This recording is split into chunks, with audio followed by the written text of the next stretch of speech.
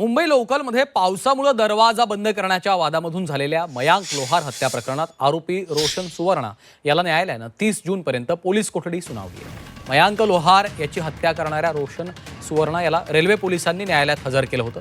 सुनावणीच्या नंतर न्यायालयानं आरोपी रोशन याला 30 जूनपर्यंत पोलीस कोठडीत ठेवण्याचे आदेश दिले आहेत। बघा, अजूनपर्यंत त्याचं कारण काय कळालं नाही, पण क्षणिक वाद होता, अचानक सडन झालेल्या गोष्टी आहेत त्या।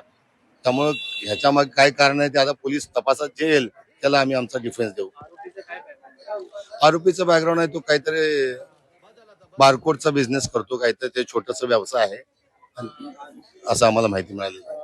किती दिवसापर्यंत पोलीस कोठडी मान्य न्यायालयाने दोन्ही बाजूचं म्हणणं ऐकल्यानंतर 30 तारखेपर्यंत पोलीस कस्टडी दिली आहे तपासासाठी सदर गुन्ह्यामध्ये।